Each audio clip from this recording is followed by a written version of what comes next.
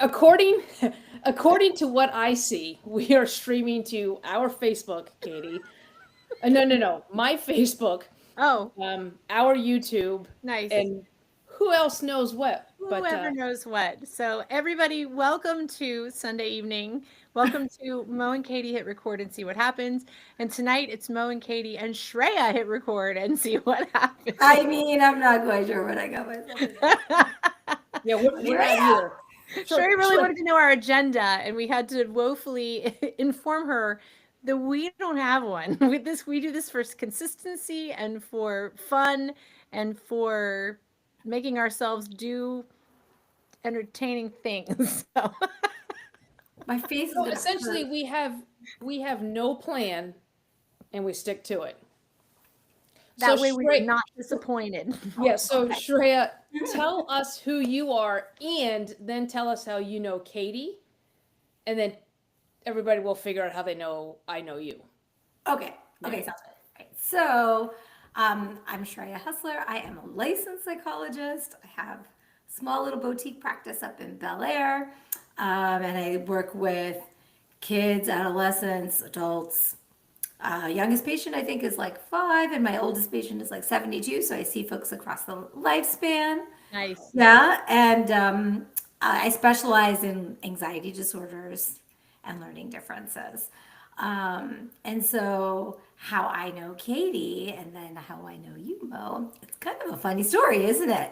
Yes. Like, so Katie is my 2 younger kids' voice and piano teacher. And so, for the last, I don't know how many years, right? Like five, Long six time, yeah. years, long time, right? JJ was just here this evening, actually. He's one of He my was. friends. He was. My 5'10" munchkin He's so cute. is And he said, Miss Katie, I heard you're doing a podcast tonight. I said, how'd you know that, JJ? He's so cute. I love him so much. he's Anyway, like I think he's like it's so he's Bianca. so over me. I can't even like anyway. So we so anyway so then like about what maybe like a year and a half ago, 2 years ago, something like that, right? Mhm. 2 years ago, a year and a half. I don't remember now. I had this like crazy idea that I was going to take voice lessons from you. Right. That does So sound then I crazy. was like, oh, Katie, like, I want to take these secret voice lessons. I don't want to tell anybody else. Secret voice lessons. Secret Secret voice voice lesson. lessons. I said, the only people who can know are you and me and my like admin office. Like she does my scheduling, but no one else could know. And so I shared with you that I wanted to surprise my husband at the kids at my Recital. son's recital, right? So I basically said, let's take these lessons. I want to sing these songs. And we went through a couple of different iterations, landed on 2 songs that I could actually sing. And because I hadn't been on stage singing since I was 18, and I'm a long way away from 18 now. It's She's like 19. 24, 25. 21, right? So, yeah, so then you and I took these secret lessons, right? And then it turns out that, like, after my lesson with you, Mo would drive up and you guys would have your, like, I don't know, your We bestie were. meeting, your podcast We things, were. whatever you would do, right? Why the face, Shreya? I'm just saying, what I can't understand what Because you we're guys do. laughing doesn't mean that we're not working. That's right. Right. But you guys are always laughing. So anyway, Right. and so then I think Mo, you caught wind of what we're doing, and you actually came to the recital I did. to I see me did. be a blubbery, snotty, cry mess But in front of my but you family. but you know what really struck me is and the thing that I admire about Katie is Katie when Katie instructs is it's more relational. It's not just about the mechanics of something. Yeah. But I remember Katie telling me she goes, one of the mothers of one of my students is taking voice lessons like kind of on the DL, and we felt like all cool because we were saying DL, Yeah. but taking secret voice Bro. lessons in order to bro in order to surprise your husband. And I thought that was so cool on so many different levels. And just the fact that I'm a huge lifelong learner, and the fact that you were willing to put yourself out there, and that's a huge thing of vulnerability. And so Yeah. yeah, I was at that. And what I loved about it is I think obviously your husband didn't know, your son definitely didn't know based on his reaction, but you had your whole family there, right, at the recital Yeah, to it watch just so JJ. happened that my two older ones, I have three kids, the two older ones were in town, right? So Yeah, they were there and home for the weekend, etc. And so then I let one good friend know who could then film it, yeah, right? Film the whole thing. And she knew just like a couple days before the recital. And so she captured like the kids' reactions and my husband's I mean, it nice. was just so fun, right? Yeah, Like, but you're right. Like everything I do in my professional life is about walking through worry, taking risks, being vulnerable, throw caution to the wind. It's just like spaghetti on the wall and see yeah, what sticks, right? yeah, And like that was, I think, the start of this remarkable journey that I would never have gotten to have. The kids have now seen me do something kind of, out of their, viewpoint or worldview of their mom, which is yeah. kind of funny, right? Um, and it's really funny because I've been pestering JJ, like, do you want to do a duet next recital? And he's like, no, no, Party. he's got to do his It's thing. a I'm like, battle of attrition. You just got to wear them down. really. So, Love it. yeah. And then we got together, right? And the rest is kind of history. Yep. So Like we had luck we and had coffee. The three serendipity of and all that stuff, right? Yeah, the three of us had coffee, and so I think two huge milestone things came out of it. So we had mentioned to you about, you should do a TEDx talk or a TED talk. Like we kind of put that out there. But the what was memorable for us, I mean, a lot of things were memorable about that. Just the friendship and the connection, and just the kind of moving things forward was.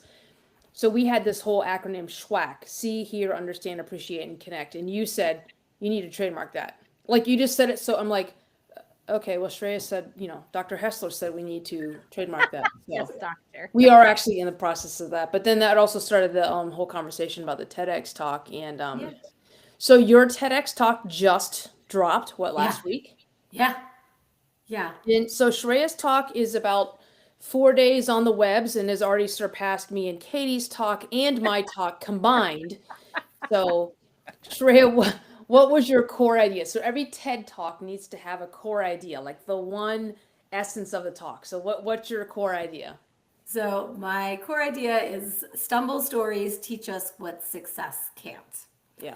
And that whole concept is really about, um, you know, probably the trend that I'm seeing the most right now in my clinical work and in just kind of life in general is that we're all stumbling, failing, falling, but the amount of shame that's being attached to those setbacks is really at an alarming rate. And Yeah. and part of what I'm looking at is how do we kind of bring that conversation back to the forefront to be like, some of the most amazing decisions and discoveries and relationships come from these stumbles and Yeah. setbacks. So instead of being shameful about it, why can't we be curious about it?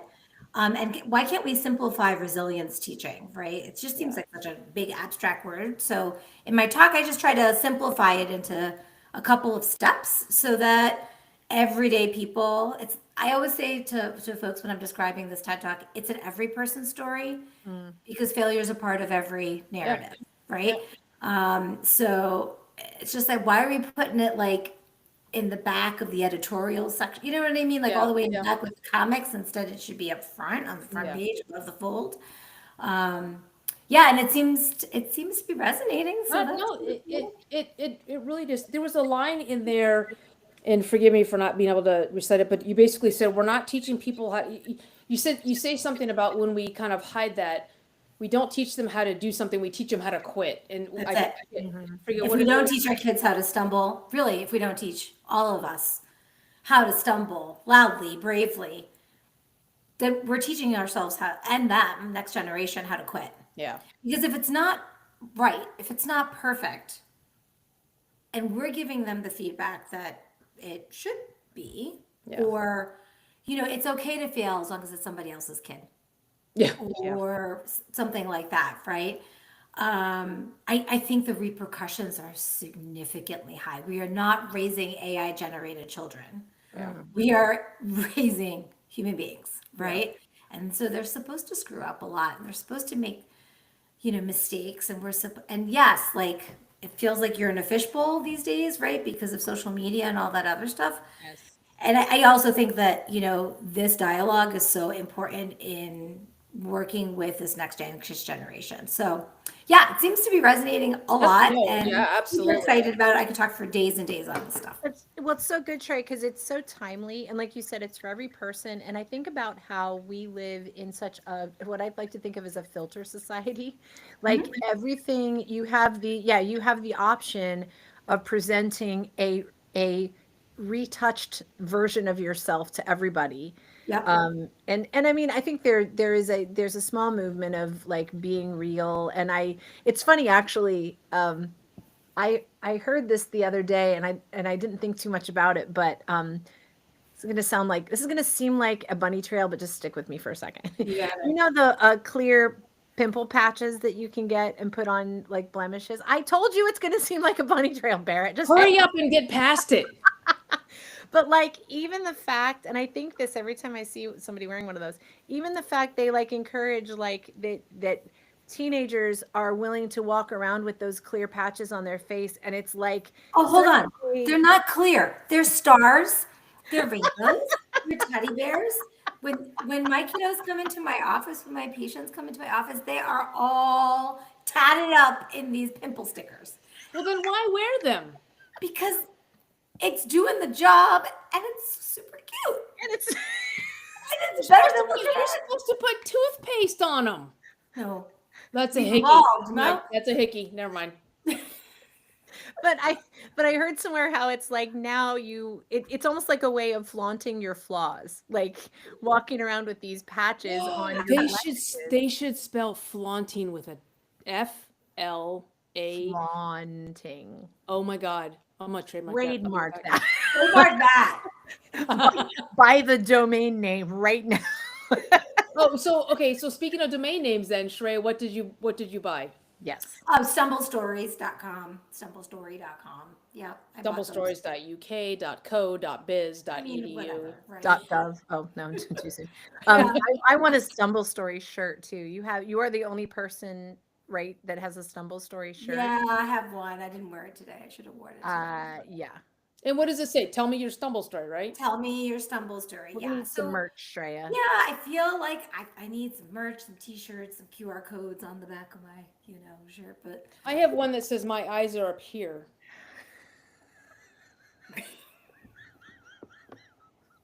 No, I'm just joking. It says, I know what you're thinking, and yes, they're real. It's a headband that says my eyes are up. Okay, I have a serious question though, Shreya. what's that? When we initially asked you said you're a licensed psychologist, licensed therapist. Is that what you said? Licensed. Psychologist, yeah. Okay. Are there unlicensed psychologists around? I mean, I think there are people who try to pass themselves off as being psychologists, but Can there you are tell me laws. about your mother? There's laws, okay, that tell you in different states there are different like qualifications you have to have. But Shreya knows what she's doing, people. But only in Maryland. You cross that state line, she has no idea. The DMV, DC, Maryland, Virginia, all bets are off. She's clueless. That's so crazy.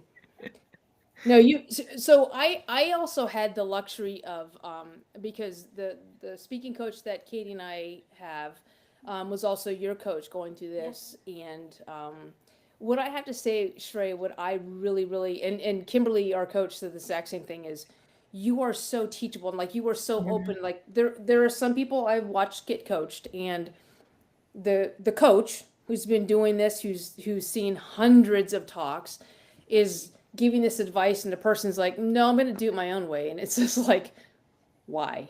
You, Shreya, were so teachable, and you were so quick. Like, because Kimberly would say, do it this way. And this is one of my favorite pictures, and I think we're going to use the picture for this, is when you talk about your report card from high school that you framed.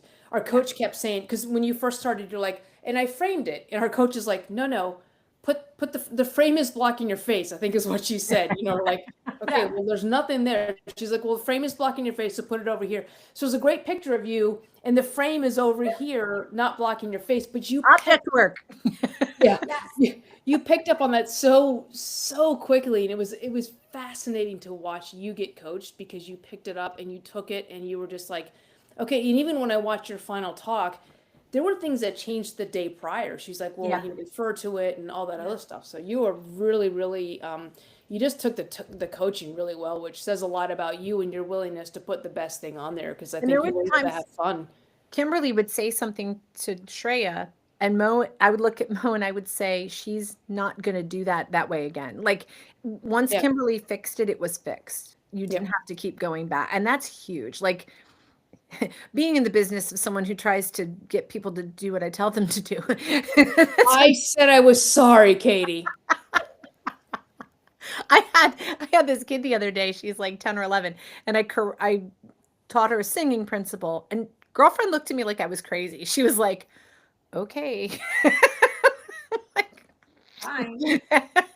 but like, you put yourself in the hands, you put yourself in Kimberly's hands of someone who knows what they're doing, someone who's been in the TED universe for a while and has been around all of it, and you trusted her to make this the best that it possibly could be, and it was really impressive. Oh, thanks. Like, I to feel tell I you feel like adapt was so good. I feel like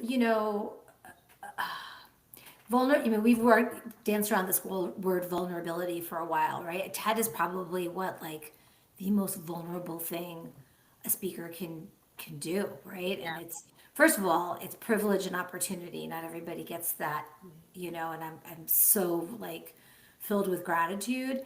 And I was going to make sure I did everything in my power to produce the talk that I was going to be the proudest of.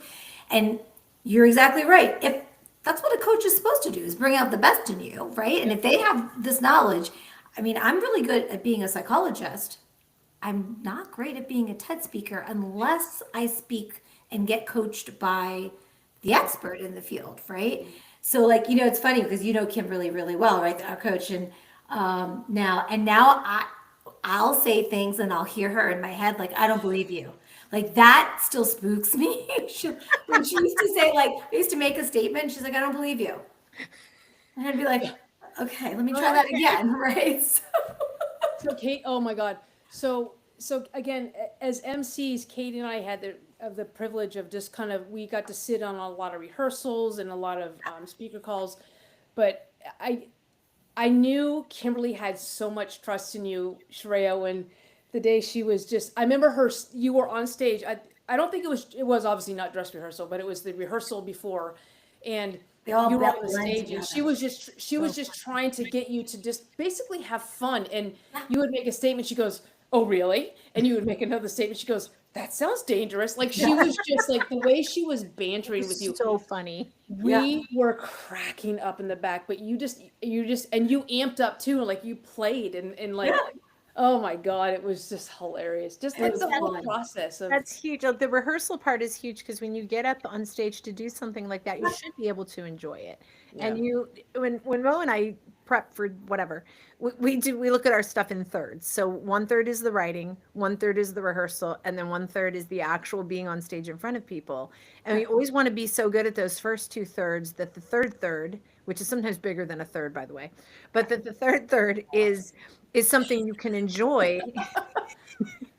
You should never be nervous because you didn't prepare enough. Like, you should just be writing on like what the audience is feeding you and all of that. And you did exactly that. Your prep and was so thorough and so good. Thanks, And guys. you were told to rest it one day, and we know that you didn't do that. So that Kimberly's like, don't rehearse tomorrow. And Shreya's like, okay. She's like, I totally rehearsed. A rep is a rep is a rep. What did you learn? Like what, I mean, because you speak a lot, you teach, you are in front of people. What was different about TEDx talking or being on that stage, like that whole like what was the difference between that and how you normally talk? So, when you have information that you can share in your sleep, right? Like that feels very automatic, but I think what I learned through this whole TED process is like every word counts, Hmm. not even just what you say, but how you say it. Yeah. And if I could deliver a message in 9 minutes and 36 seconds or something like that, and I'm usually speaking for an hour, I know I can slow down. Mm, I know I can put in some pause Mm. because I think sometimes when we know our things, when we know our stuff, we talk much faster, right? And people Yep. can't catch up to everything that we're saying. Yeah. So that was a big lesson that I learned. I mean, I unlearned so much for the better Hmm. and relearned how to connect with the audience, even like simple things, right? Like, could I make eye contact with an audience member for longer periods of time Yeah. before I moved my body, right? And so you can always be better at Yeah. anything. You can always be yeah. better, right? And so I learned a lot of I was doing a lot of bad habits thinking that they were awesome. My awesome bad habits. Right? Some they're bad habits, right? So, and I think something is really real to be said about knowing what your message, like your big prominent Yeah. message, like core Yeah. idea lines are. That can be integrated into any talk, not just a TEDx talk, right? So, Right. like, if I know that I want to deliver a message, I probably should repeat it a couple times and not Mm. just one time, right? Um, Yeah, I think that on an individual level, that was profound because I think I counted like 69 drafts Yep. and Sounds in about right. 6 months and like 5,000 core ideas and That also checks. Well, right and it, like it's right and then like the feedback of like that's great. Now let's make it TED worthy. I remember when Mo was doing her TED Talk in 2019, she'd be like, okay, I got this. Might as well Nailed it. laminate it because this is so good. And then Kimberly'd come back. She'd be like, okay, let's start here. And oh my gosh, we couldn't land a core idea to save our life. Like our talk was in jeopardy. Like, yeah, we had to like really scramble. But yeah, I love the way preparing for a TEDx talk or something like it Yeah. makes you become so introspective about what do I really believe? Why do I do what I do? Why is this important to me? I know for Mo and I, when we did ours as a brand, it was like changing for us. It was like Yeah. pivotal. Yeah. Like it really brought out like some core things we didn't even know. And I'm wondering, Shreya, if it was the same for you, if it made you really like, wow, I really believe this This because, or I because believe this more than I even thought I did. Like how important your concept and your core idea was. Yeah, I think it's hard to kind of predict how you think things are going to land, right? Um, and this whole like universe that is digital interfacing and TED viewership and everything. For me, in just the last 4 days, like the thoughtful emails, text messages, Nice. comments I've received from people I don't know, Mm. that's pretty profound and across the lifespan. So people our age, older, younger kids. It's like I said in every person's story. So I'm still processing like everything that I feel like can come from this in terms of like what messages I want to be able to send, how do I want to use my education and my experience, in 20 years of being a psychologist, etc., in helping, the next generation of young adults and adults kind of understand like their own humanity and Yeah. that we all have responsibility, right? So I'm trying to figure out how to, what those next steps are. I have ideas, but I also feel like I have to kind of also not have to be rushed in this, right? And sit and watch and revel and be in appreciation of all the good things that came from the talk and not just because of the message. It's the relationships, Yep. that I've formulated. Though that part I think has been super unexpected. Like I have TEDx besties Yeah. Yep.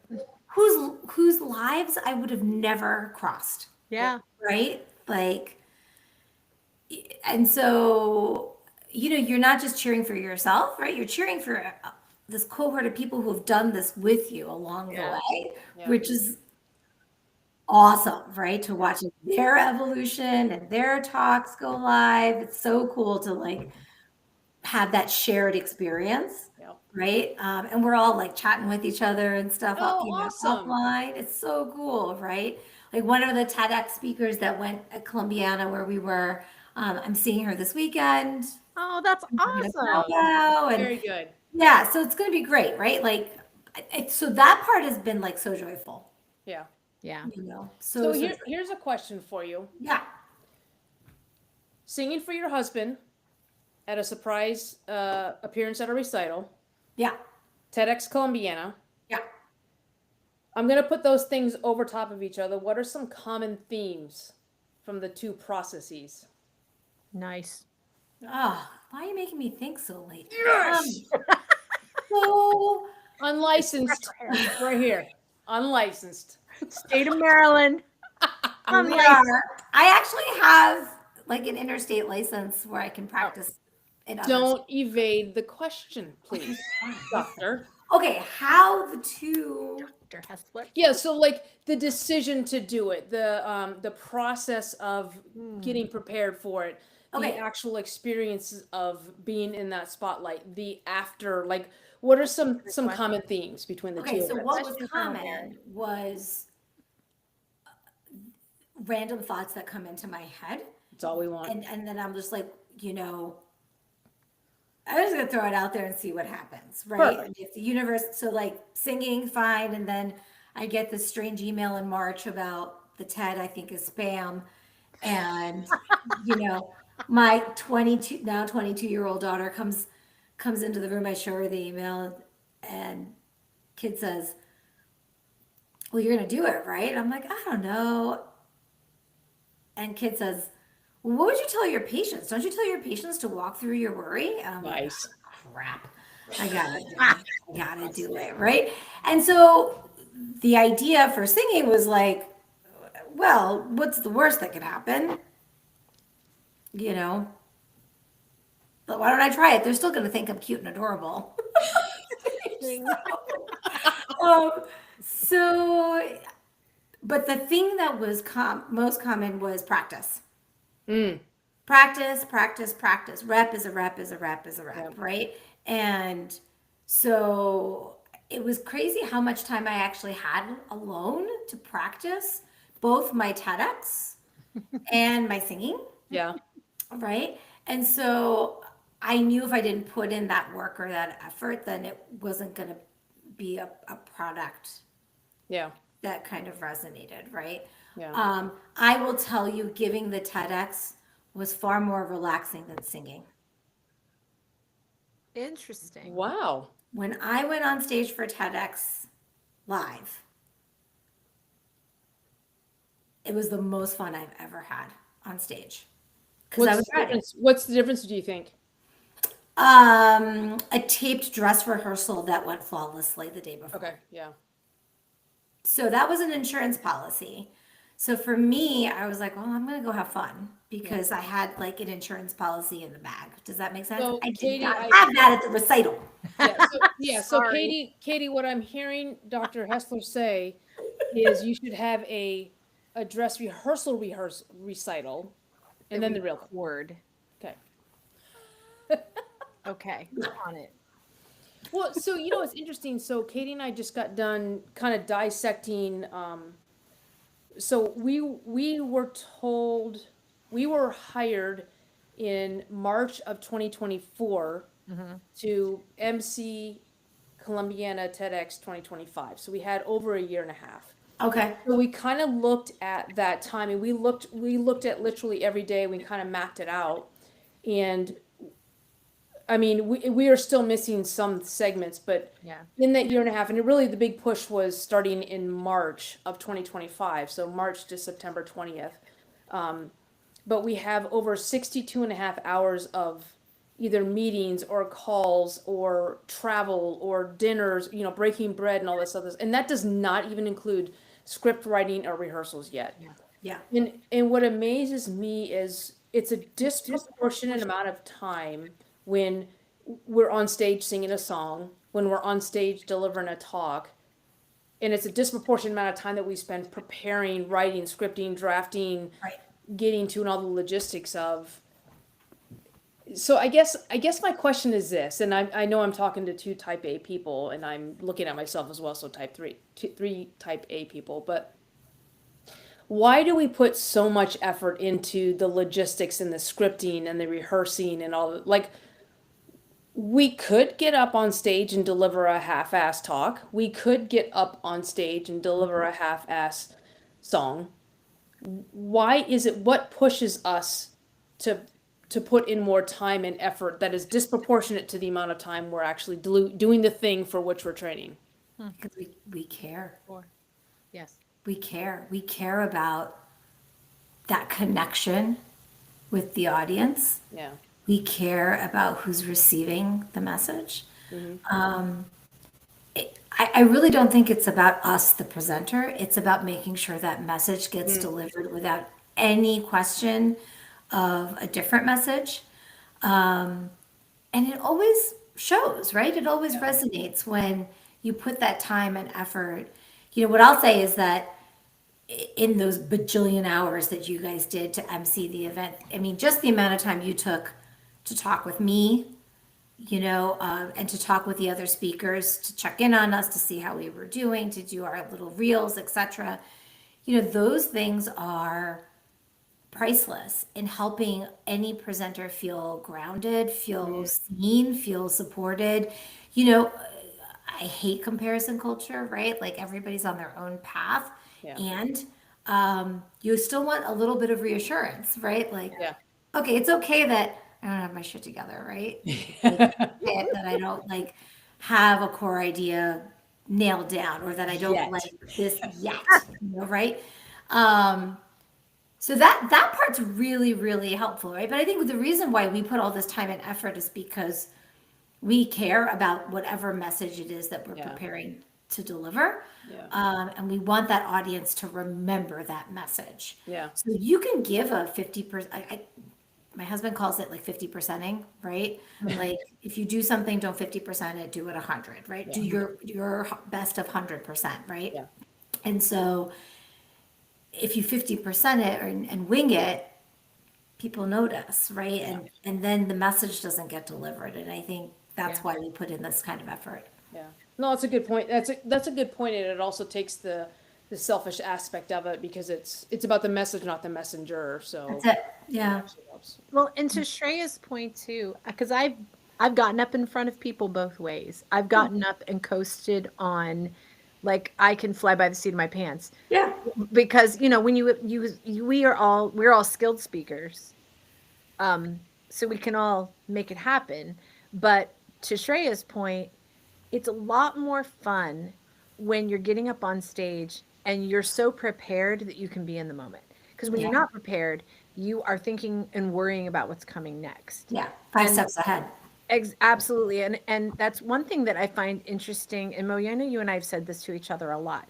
I don't get nervous when I'm getting ready to step on stage with you because a You lot of should. it's because we, I know for many reasons I should. I think a lot of people are nervous for you when we get on stage. But I know, but first of all, we trust each other, but also we have done the work and know the material and know what needs to be done enough that we can enjoy the process of it. And I loved that about your TEDx experience, Trey, because you literally could get up and just play because you were so prepared. And it's just so you're right. You're giving the audience the very best you can give them, but you also get to experience it from your side as the person presenting this song, speech, information. You get to enjoy it a lot more when you know that you have done everything that you could do on the other end of it. So Yeah, it was great because I had a nice tribe of people who traveled, you know, the distance. Yeah, you did.